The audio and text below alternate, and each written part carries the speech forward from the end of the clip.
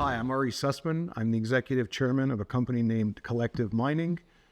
Collective is in Colombia, focused on drilling off what is turning out to be a multi-million ounce gold equivalent large camp, gold, silver, copper, and tungsten. It's so huge. It's huge. But here's the question, Ari. I'm not sure people are understanding how this thing then converts into cash. You've done it once before with collective gold in a different time frame, right? It was different back then. How does this thing make money in today's market? So when we put this company together, we set out on a path. Well, we have one overriding goal. We ultimately want to sell this company in 3 to 4 years' time. Originally, when public, it was 6 years. Okay, so we're down to 3 to 4 years. In order to do that, we're hoping, now it's becoming more reality, that we could drill off a system that will have 10 plus million ounces gold equivalent. As I mentioned, we have multi-commodities, but gold is the dominant here. But equally important, a system that will produce at 400,000 ounces per year or more. It doesn't have to be on year one. It can be something that can scale. And why? Because if you want the multi-billion-dollar takeout, like we had previously at Continental Gold, those are the two metrics that you need to be able to deliver to someone that can pay a big number like that. And you also need margin, right? Someone's got to make money out of this thing, right? So 2,500 gold, it's really, really attractive, right? It hasn't been for that many months yet, but let's assume it continues and life gets better. How do you start showing the economics of mining something like this at scale? Because some companies are changing their business model to look at early revenues. Some will have got the balance sheet, and there's probably guys you may be talking to who perhaps can take their time and build this thing out efficiently. So what picture do you need to paint to them? Look, so the discrepancy that we're seeing right now in valuations from producers to non-producers is the biggest I've ever seen it. I mean, we've all been taught, you've been investing in this industry a long time, we've been taught, oh, the bull market starts in the majors and trickles down. Well, I can tell you since the early 1990s, that never happened until now. This is the very first, usually it started in the juniors and kind of never really went to the majors, right? Yeah. So here we are in this trickle down effect. Right now, for a producer, it's literally throwing darts on a board at about anything, and it's accretive. Okay, so we're going into a large M&A cycle. We saw today another deal announced. Right now, it's by production, you know, for in the gold industry versus, you know, by or very advanced stage development. But that's going to change very shortly. I know a lot of companies are trying to change their business models because it's not working. It's not working for anyone. It's not working for us, and we have a big system.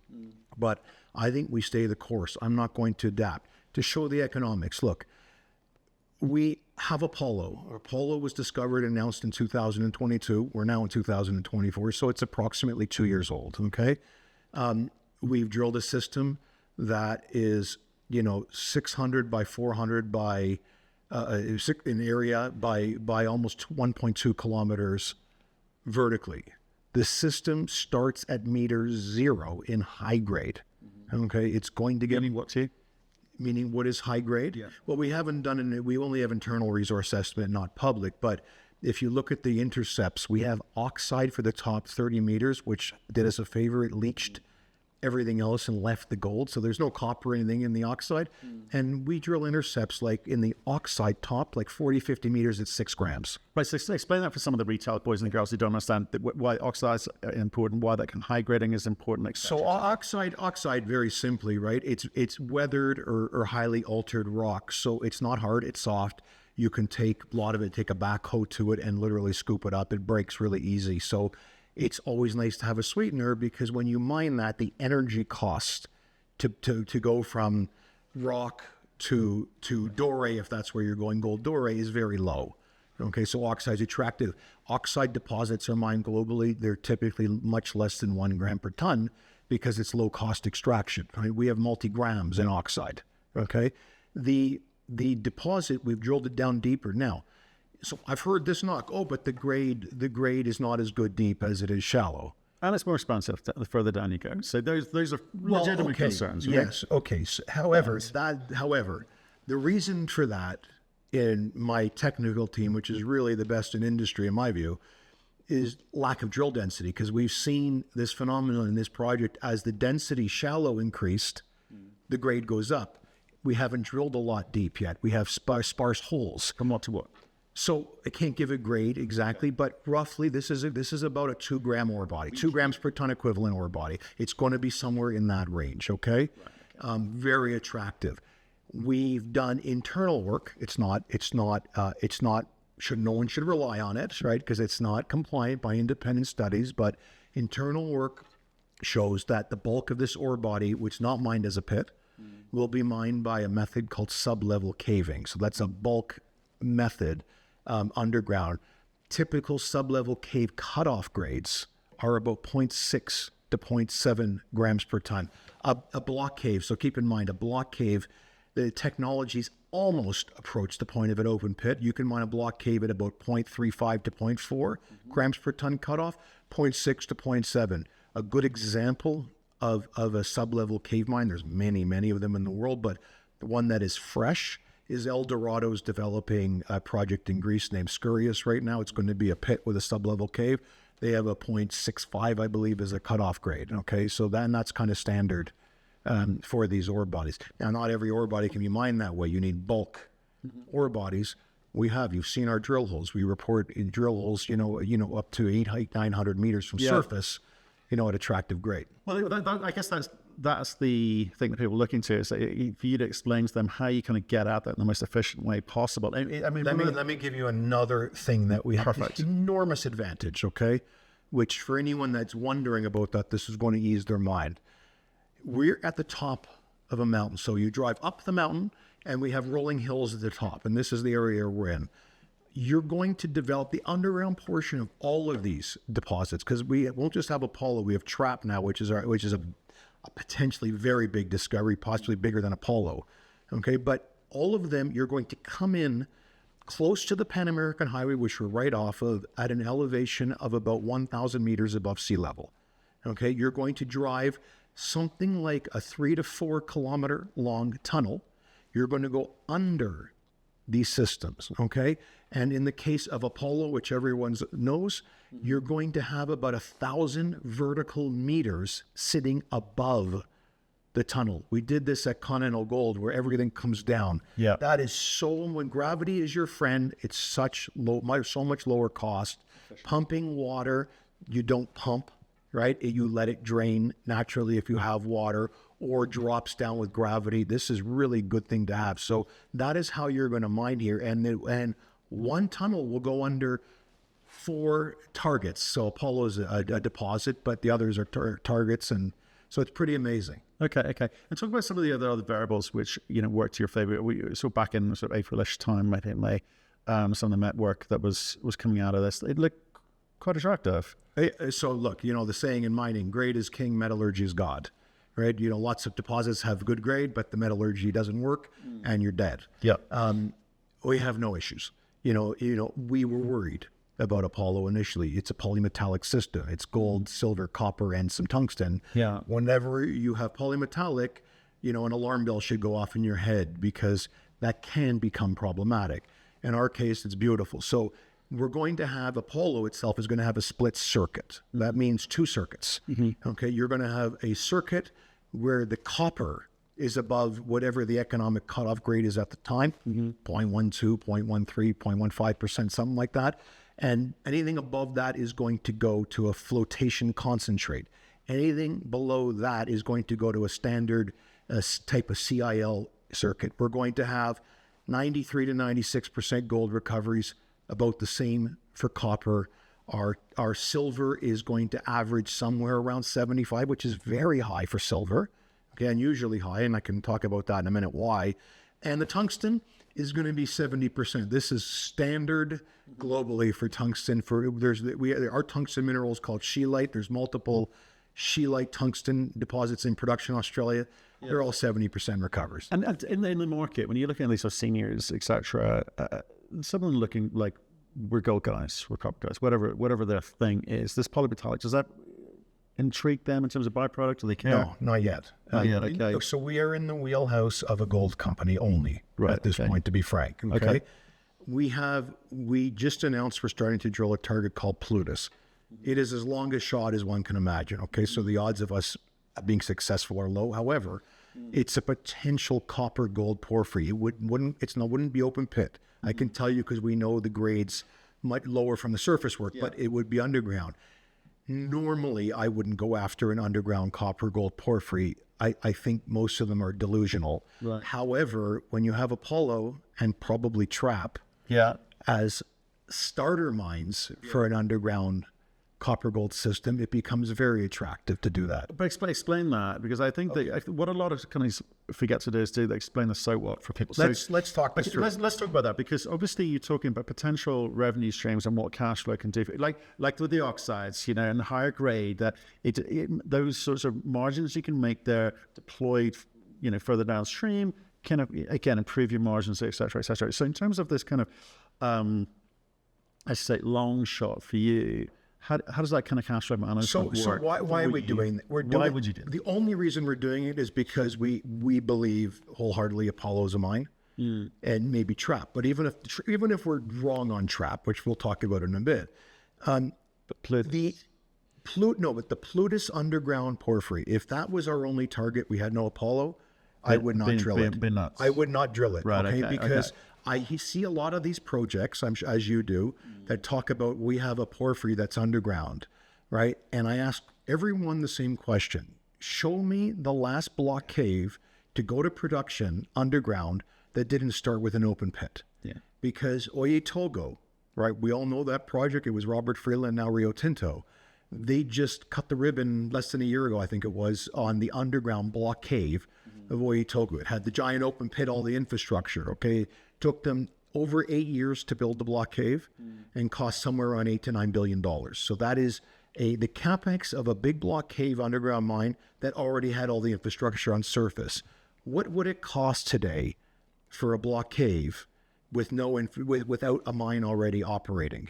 It would be astronomical, and even BHP isn't going to, the largest in the world, isn't going to fund that without cash flow first. Okay. You saw the Philo deal. Yeah. Right? I mean, the whole deal was predicated on the joint venture on, I can't think of the name of the open pit, Jose Maria.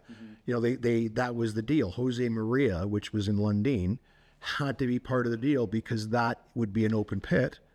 And Philo, I know a lot of people talk about an open pit. I've looked at it. I don't think so. I think it's going to only be underground. It's too hard in the elevation and glaciers and a whole bunch of reasons. So they see this, say, let's go Jose Maria cash flow, pay for the underground. Yeah, we looked at that. I agree. Yeah. Back to the market dynamics, because what you're saying is that ideally someone comes along with their balance sheet and does it. We'll set this up for them and they can crack on.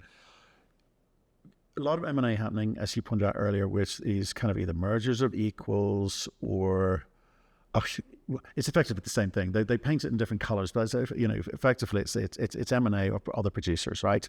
And we're seeing all sorts of colors of that. The kind of advanced development stories, they all say the same thing as well. Everyone's looking for what we've got is plus 5 million ounces, and we're one of 10 companies that are, targetable. I mean, the truth is, I say, not all projects are born equal. That's true. I don't actually know what that number is, but it's quite low. You've still got to, I say, paint this picture as this image I have in my head, where you've got to kind of keep these guys up to date. You've got to meet their profile and everything. Does that sort of change and shape your strategy if you know who you're actually talking to, not the seniors broadly, but who specifically? Do you have to have those relationships in place? Yes. So look, there's other important point. Who would come into Colombia? Yeah. Right. Okay. So who would do that? Yeah. Right. It's a wonderful mining jurisdiction. Okay. It's got a great rule of law, and it's permitting mines very fast right now. But it's not for everybody, right? Like any jurisdiction. So we target who would be interested in Colombia. That's realistic. And already. We know. Right. Okay. There we go. Remembering at Continental Gold, we sold to Zijin Mining. Okay. But Newmont had invested $250 million in equity and a bit of debt into the project previously, with the ultimate intention of acquiring us. And then last minute they bought Goldcorp and said, do you mind waiting? So we went in a different direction. We also had another major, Western major in there as well. So, you know, we had a data room open to many, and you can tell who is serious and who is not. You know, by what? The amount of time they spent on that? The amount of time and the amount of due diligence they did on the country, etc. But, you know, so I have a general thesis I'm going to share.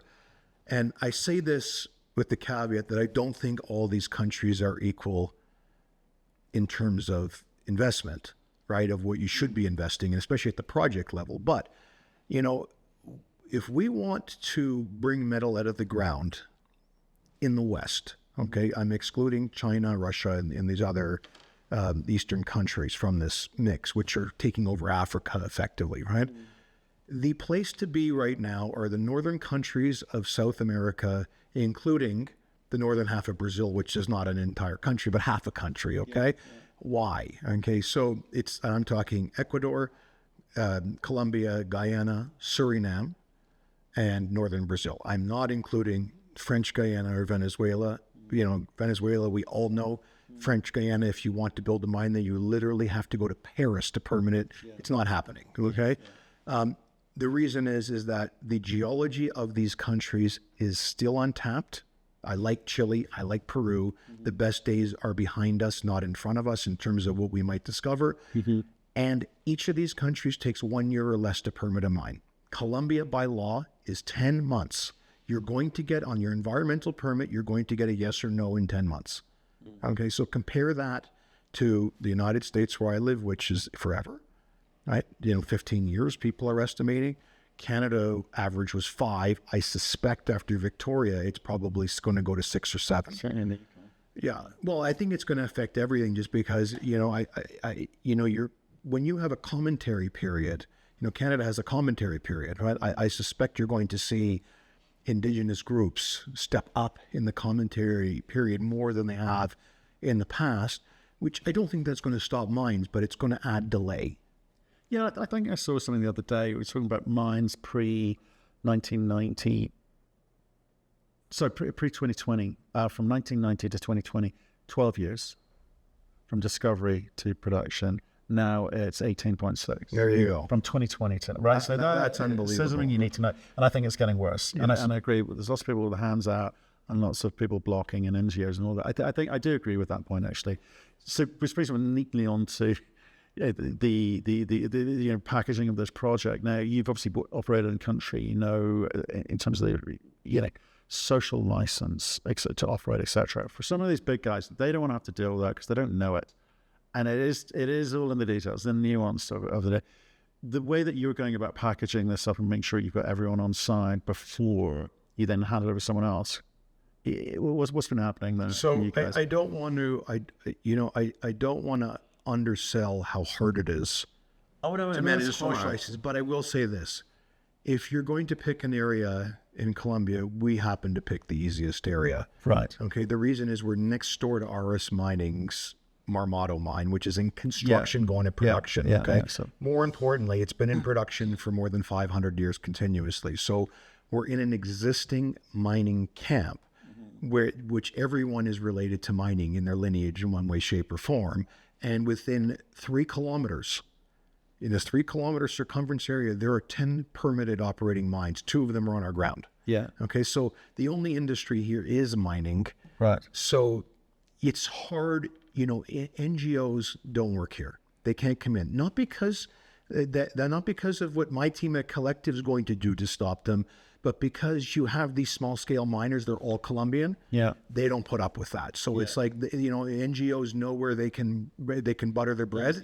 It's not, they're not going to butter it here. So they stay out. Okay. Yeah. The challenges you have here is Marmato. Okay. Marmato, you know, there's a 10,000 person town on top of the Marmato mine, okay? And the only industry is really mining. So you have, I don't know the number, no one seems to know, but I'm going to guess 3,000 to 4,000 miners on top of RS Mining's Marmato mine, and they're going below that, right? So you have to manage that social. We don't have that on our ground, thankfully. We do have some sporadic, you know, small scale miners, but not like that.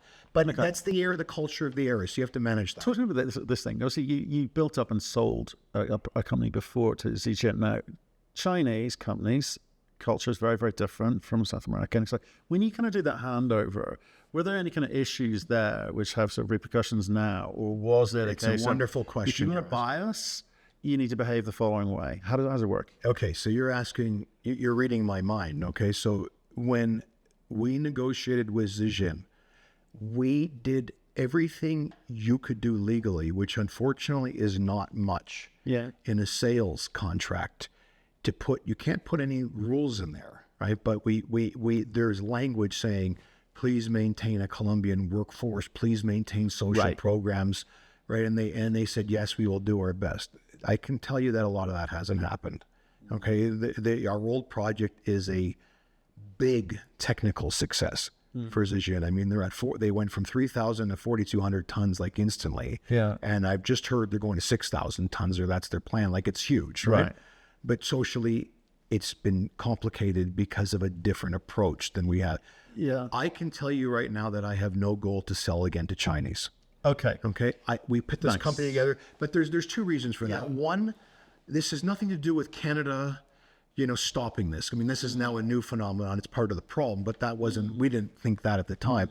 I think the bigger one is there's little Chinese investment at this point in Colombia. It's different than Ecuador, which has Chinese investment overrunning the country. Yeah. And it hasn't gone well. Okay. The biggest project in Colombia is the metro in the capital, Bogota. Chinese consortium. I mean, there almost isn't a day you don't open the newspaper and see a battle between the government and the Chinese consortium building that. So I think it's a fool's errand to go this way. Yeah. And I'm glad you said that, because I did a lot in Africa. Worked in 25 countries in Africa, but many has the money. And you sort of see they're very poor countries and very poor states in Africa, and the money is a great lure, and they end up saying yes, where they didn't initially want to. And the contracts are, we will build you a 100-kilometer road. They'll build a 100-kilometer road, but it'll stop literally at 100 kilometers and then go nowhere. Stuff like that has a long-lasting legacy, negative effect in Africa. And I'm wondering if you've seen or, thinking the same thing around South American projects. You can't look at your sustainability as a dollar and cents mechanism, and that's what generally a lot of Chinese companies have done, and that doesn't work. Okay, it's not about the money you spend to build something.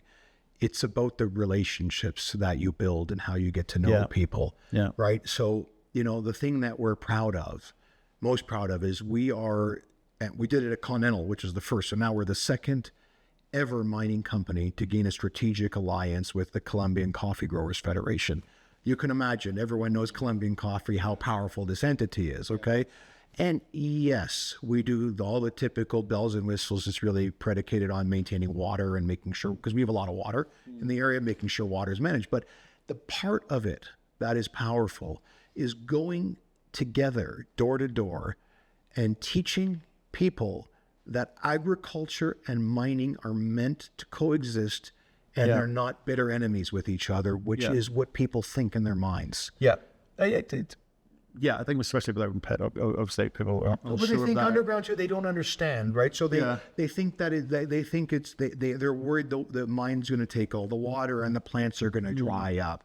They're worried you're going to close down all the farms, et cetera, et cetera. So this is really a powerful tool, and it's been hugely successful for us. Yeah. And we're going to continue to build and grow on this. Right. Okay. I just think it's an important thing, because I haven't seen so many roadblocks put up, sometimes literally, because people just treat it as a nice thing to say, or in something, a page on their PowerPoint. Right, back to commercial realities. Okay, so I want to leave people with a real strong view about the remaining time frame. You set yourself a time frame, a remaining time frame in terms of what gets delivered, why that's important, and why that should have some value attributed to it, not some generic catalyst moment that comes and goes. Very simple. We're going to deliver, before the 3 to 4 years is up, more than 10 million ounces in resources, right? I don't know if we'll do a study. I'm not sure it's worth it, to be honest. Because majors don't care about it. They don't care. They don't care about what 43101 studies, okay? Yeah. Being frank, almost all of them, not all of them, almost all of them are a laughable joke. I know. We've written about it many times. Yeah. So the interesting thing about it, which these two companies should be commended, in the last 2 days, we've actually seen, in my view, 2 real studies come out. G Mining in Guyana. Yeah. That was a real study. And Kinross this morning on Great Bear. Yeah. On, I think it's the Dixie Project they call that, right? So those were real studies, and those need to be looked at, because that will give investors a glimpse into what CapEx looks like in reality Today, and OpEx. yeah. That is a real look. Yeah. You're not building mines for much less than $1 billion anymore. That's what it costs. Well, absolutely. I think there's 2 things going on there. One is the cost of, but the actual cost. We see these kind of people wanted to avoid it during COVID because people weren't sure what the costs were a moving feast. And even now, I think some companies regret having put out an economic study because the market was primed for 2 years ago to the last economic study, and that's just not working for them. But at the same time, because so many companies going, oh, it's like Great Bear. We don't need to do it. Great Bear got away with it. They don't need to do it. Someone at some point needs to put some numbers on this thing. And I think for companies like yourself of that kind of size, sub 500 million level, you're going to need to tickle the market a little bit, because there's senior is going to give you a multiple of whatever the market's valuing at. So you got to play the game. Well, the game is this. Number one priority before resources, anything, is we need to own all the land of where a mine will go. Good point. We are not going to issue any economic numbers, because that's going to drive valuations up. We're busy doing that, okay? That is number one. That is the What's the time frame? 1 year to 18 months. I think we own everything. We're well advanced. I mean, And you got US and cash at the beginning of the year quite a bit, so you're kind of good for... we're going to need to raise money in Q1 again. We've raised money every Q1. Yeah. We're drilling 40,000 meters this year, 5 rigs, $20 million budget. Okay, 5 rigs. All things being equal as the market is today, Yeah. that's probably what we're going to do next year. Ideally, I wish we would get, and everyone else would get, a better valuation, because they're undervalued. I know everyone says that, but we're really depressed. What's going on there? I look at your share chart this year. I mean, last year we had a great conversation. This is a function of, I think, a problem in general with Canada, more than gold or copper or we see the same thing in oil and gas. Like, it's all the same, right? Yeah. There's a lack of investor appetite for Canada for many, many reasons. I mean, we saw Pierre Lassonde and Frank Giustra in the spring attack the pension money in Canada, saying we're underperforming Australia because Australia, 60% of the money needs to be invested in country. Canada can invest 0 in the country. Yeah, that is a factor. Okay, I live in the United States. I can tell you right now that the 2 largest discount brokerage firms are Schwab and Vanguard. Almost everyone has a Schwab or Vanguard discount online account. And go punch in company ABC symbol in Canada, you can't get a quote. So you used to be able to get a quote. So now, in order to buy a Canadian equity, the individual needs to call the 1-800 number, sit there and wait for someone to answer who doesn't care, and say, I want to buy this equity, and then you're going to get some weird quote, and so no one wants to do it. Okay. People don't like Canada, because of the current administration. I mean, it's got the lowest productivity per capita, GDP per person now in the G20. I mean, that's how bad it's gotten. Yeah. And so all these factors have coalesced that there's no appetite to own Canada. We just listed in New York. Right? I didn't want to list in New York. Right? It's expensive. I didn't want to have to do this. I don't think we had a choice. Good. I'm glad. I was going to say, what are you going to do about it? So it's all well and good saying, well, they're not doing this, and people are going to get. What you've done something. Okay. The other thing, and by the way, congratulations for not blaming shorting. I think every Canadian company is blaming that, and I think there's no evidence to suggest that is across the board happening. It's a nice thing to blame when things aren't going well, but there we go. And I don't particularly like shorting as a mechanism. I certainly don't like those naked shorting. I don't like shorting. If you don't like it, go and invest in the thing you like. Is my attitude, but I understand there's a place for it. But to blame it, I think, wholeheartedly for your idols. Look, I'm going to tell you the crux to the problem. Okay. Next episode. So within Canada, okay, another one of the levels. Okay, so the banks, the 5 big banks in Canada, have cannibalized their investors. What I mean by that is their investment advisors are incentivized to buy their internal funds, which may be resource this, that, but all of them hug indexes in some way, shape, or form. They don't want any liability, so let's perform the same as the S&P 500 or the Triple Q, NASDAQ, etc. And speculations disappeared as a result, right? The investment advisor gets paid more fee for managing accounts and putting it into these internal funds than they do for buying a collective mining. Okay, so and how do we know this? You're used to be, you'd come to a show like this, there would be 150 investment advisors that like to speculate for their clients running around here. Now maybe there's 10. Yeah. And I see this in the non-bank firms, even like Canaccord, which is the largest independent firm in But you know Canada. the problem with that is, for me, I agree with you, that's definitely happened. But it didn't help those 100 guys weren't very good. Okay? I've got lots of brokers working for me in Canada and the US and Australia, you name it, right? And we manage we've got a lot of money managed for us. Most of those guys were making their shit as they went along. Pardon the swearing, guys. But those 10 who are in there, I think they're better people at it because they're stuck at it and they're good at it. The ones who've gone, good. It also doesn't help that the companies out there don't display the information properly that retail can understand it, brokers can understand it. So But I will say this, okay? The speculative end of the market in the United States is batting 1,000 right now. I mean, it is so, whether successful, there's so many people doing this. If you daily go on to the NASDAQ or the Pink Sheets or the New York Stock Exchange, Amex, any of these exchanges, and just look at percentage performers over high volumes, it's shocking what you're seeing, right? We're sticking just with natural resources at the moment. No, I'm talking across the board. Across any industry. We've seen it even in natural resources, U.S. listed. We saw it in uraniums until more recently. We saw it in lithiums for sure. I think we're going to see it in golds soon, where the U.S. listed ones are going to get a much better valuation and have a much higher liquidity than the non-U.S. listed ones. Whether dual listed, doesn't matter. Simple as that. Uranium is the best example. Next gen uranium energy. I mean, these are all good companies, but man, if they weren't U.S. listed, you can look at a lot of uranium companies just in Canada. Yeah, they're not performing well. They're not performing well because the U.S. audience finds it hard to get at or even comprehend. But U.S. market's much bigger, so in dollar terms, it's going to be bigger. Percentage terms may be the same. I don't know. No, percentage moves and dollar volume moves are higher. But we did studies on this to convince my board why we should U.S. list. It's important, right? It's and the other thing is a crazy thing, but you've heard of stocks memeing. Like why wouldn't you want to be on an exchange where if your industry becomes favorable, that your stock can meme? It won't meme in Canada. Yeah, but do you think that's going to be good for the industry if they're naming things? It's not based on fundamentals. I don't. You're 100% right, but man, if you had an equity that was trading at 0.4 P/NAV multiple, you're undervalued, and somehow it memed, and you went to a 3 or a 4 times P/NAV. Sure. Wouldn't you do a financing? Of course. Here you go. What is the game of what is the pre-revenue game? It's to lower your cost of capital. Is do everything you can to have the lowest cost of capital.